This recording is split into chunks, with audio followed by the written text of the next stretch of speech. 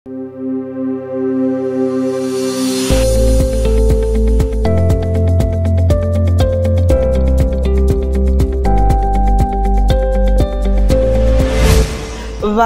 ba media ya Prophet of Jesus turabaramukije aho muherereye hose kandi turabakunda.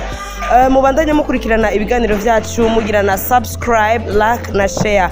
Kuri micro muri kumwe na Deborah, behind the camera muri kumwe na Jean-Luc.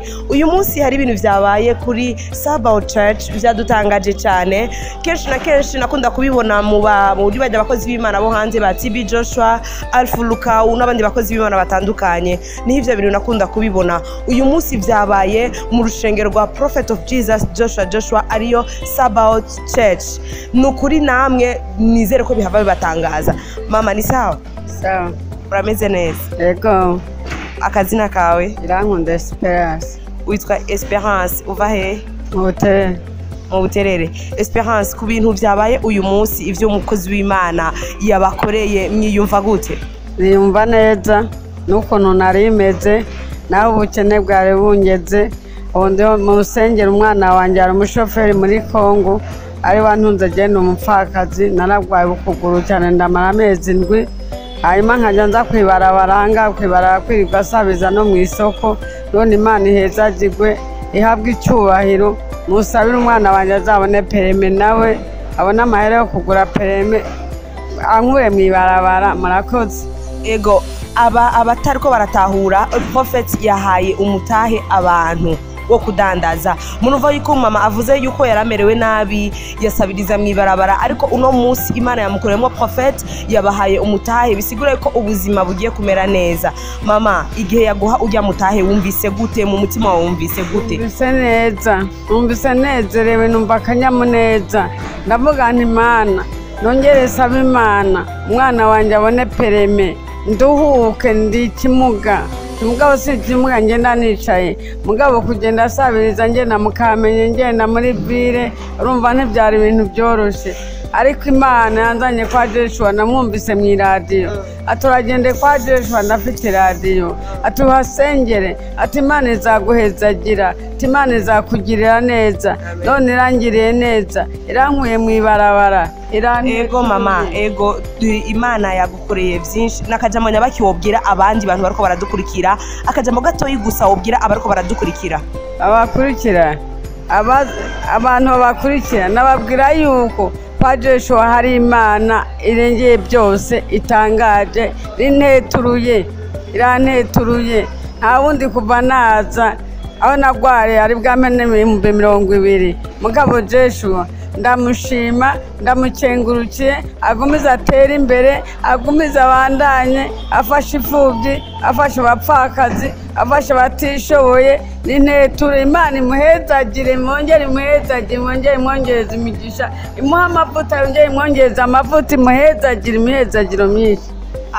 Amen. Ego nizere yuko abariko baradukurikirana mwabonye akamwemwe ka mama Imana ibahezagire cyane kandi natwe turanezerewe. Mumeze neza? Ndashima Imana. Ushaka kuvuga akazina kawe kugira ngo baradukurikirana bashobore gutahura urinde uba hehe? Yewe nitwa Manirakiza Lehosi wamba mu Kamenge Gisonga ku Gicumi. Ego mama hari ikintu cyabaye hano cyakorese kandi cyakorese kuri mwebwe nyene umukozi w'Imana Prophet of Jesus Joshua yabakoreye wumva gute?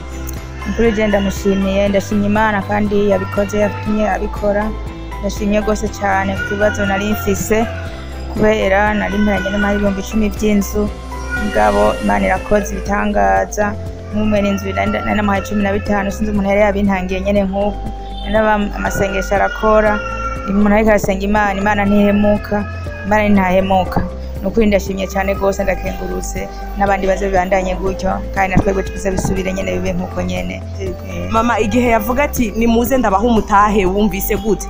Nukuri nanezerewe cyane ntabyo nari nizeye mugabo kubera ko gusenga nyene twavuga ati kweri kabisa naciye numva umutima wanje wuguruse ndavuga nti byari 10 Imana ninteturuye kweri kumunyereye karabivuga nawe ariko barantwenga ngo nango ndaheranye inzu ngo agomba kunyirukana naho mfite izindi ngorane muganje ari mu mpimbi bubanza undi mungu wanje arafungiye ku Musaga ndafise n'utundi twana ntazi niyo turi duto duto tunyene two mu nyuma turi kumwe muhira muga ivyo vyose ndazi Imana izobikora ndi ngaha. Ego mama, aha washise kwitabariro, aha ni kwa Prophet of Jesus Joshua, ibibazo vyose birahakemukira hama hari igitangaza Imana yabakoreye biciye ku mukozi w'Imana Prophet of Jesus Joshua. Mwiyumvise gute igihe yababwira ati ngo nimuze abantu bose bari bakeneye umutahe, bari bakeneye bafise ibibazo bitandukanye, ati nimuze ndabafasha? Mwumvise gute?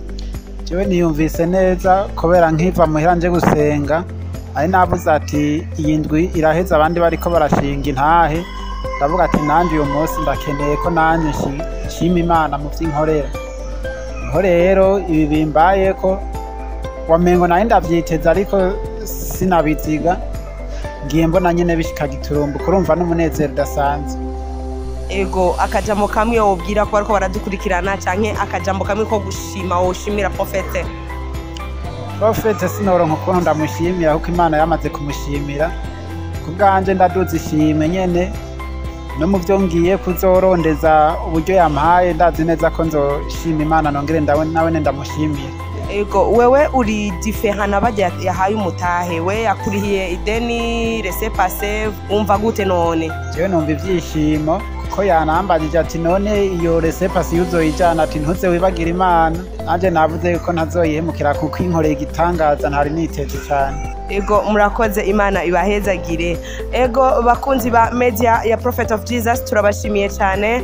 Ikiganiro cyacu kirangiriye hano. Umvise yuko habaye vyinshi cyane kuri uyu munsi, harabarihiwe amadeni bongera bahabwa laissez-passer, abahawe umutahe ni benshi, ntitwashoboye kubarondera bose kugira dushobore kuvugana.